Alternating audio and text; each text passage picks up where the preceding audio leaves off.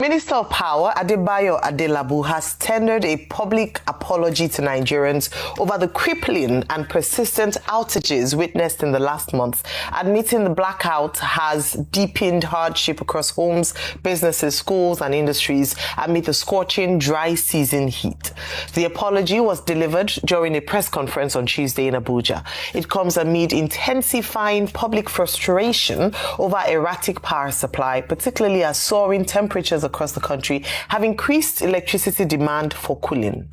Despite the current setbacks, the minister assured Nigerians that relief is imminent, given a definitive timeline for improvement in supply.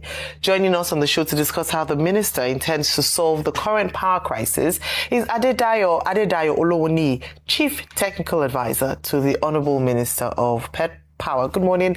Most welcome to the morning show. Thank you. Thank you for having me.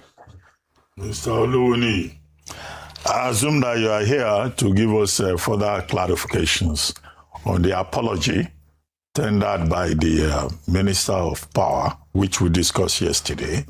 And we argued, I did, others did, that an apology is not enough. There are many Nigerians who probably would not accept that apology. But you are in the room. You are the Chief Technical Advisor. So maybe you can shed more light on this committee idea that will be monitoring gas supplies. Seplat going to finish working on its infrastructure within the next 2 weeks, and how we will get back to about 6,000 megawatts in 2 weeks. As Chief Technical Advisor, tell us this magic, so that we can start celebrating from this morning that electricity is on its way and hope is coming. Thank you. Thank you. Thank you very much for having me on the show. I think, first of all, I'd like to start with the apology from the Honorable Minister, which we believe is all about taking leadership in the sector. So, of course, there's been some specific challenges in the last 2-3 weeks, and it was just important to take a leadership perspective and appreciate the fact that, you know, the poor supply is actually impacting the lives of Nigerians. And that was why the Honorable Minister apologized. Not necessarily directly his fault for the challenges that we have, but as the Minister of Power, he just took, it was the right leadership step to say, okay, you know, I take ownership of this issue and I'm going to prefer a solution that would ensure power supply comes back in the shortest available time. As you alluded, the minister indicated that within the next 2 weeks, power supply would come back. Like I indicated yesterday as well on the show, that 75% of power generation in Nigeria is gas, and one of the major gas pipelines in Nigeria was undergoing maintenance, and gradually that process is being completed. We're sure that within the next 2 weeks, full gas pressure will be back on the gas pipelines, and the power plant will be able to get enough gas at least to go back to their level of generation that they had in the last 2 to 3 months. So we're very confident about that. I would already say that from yesterday, we would have gradually started to see some improvement as the pressure on the pipeline gradually starts to build up, and we will see continuous improvement over the next couple of weeks. All right, Mr. Olowoni, I hear you, but this apology is a bit, it actually sparks or further proves incompetence of the Ministry of Power. Because the reason you've given to us this morning is that there was maintenance on the gas pipelines. Were you aware that the maintenance will happen? No, absolutely. And actually, from our agency, Nigerian Independent System Operator, they had already gone out publicly in the last 2 to 3 weeks to indicate that the reason why power generation is low is because there's maintenance on one of the major gas pipelines in Nigeria, and which is then impacting directly the generation capacity. I mean, the reality, I wouldn't say it reeks of inability from the Ministry of Power, because Ministry of Power is also not responsible for the gas infrastructure. It is the Ministry of Petroleum Gas that is responsible. We're working very closely with them.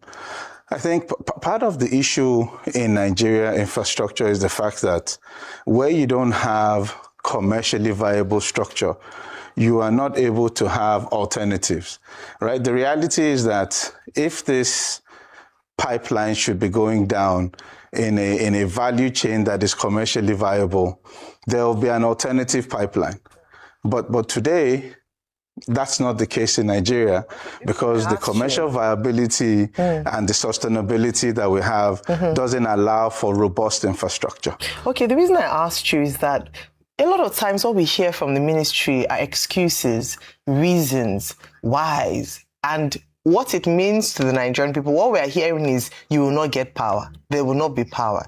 And the purpose is to fix the challenge, not to come to tell us what the problem, which a lot of us already know about.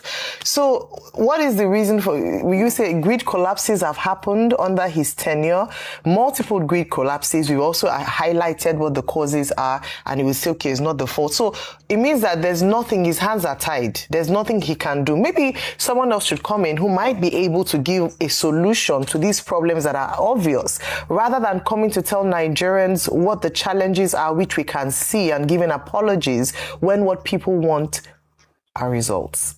Are we going to be able to get results under his tenure? No, obviously, and we have had results, but I'll go to the grid collapse that you indicated. If you go by data and actually look at the number of grid collapses annually before the Honorable Minister took over, it's actually reduced the rate of grid collapse. I think sometimes, of course, the way we look at things, we look at just the immediate, and we're not actually looking at the trajectory of how the improvement has been coming. And I can tell you that in the last 2 years, we've recorded the highest peak of generation. We've recorded the highest average generation. We've recorded the highest average distribution consumption of energy. And there was significant stability in electricity, I'll say, until the last sort of 2 to 3 months.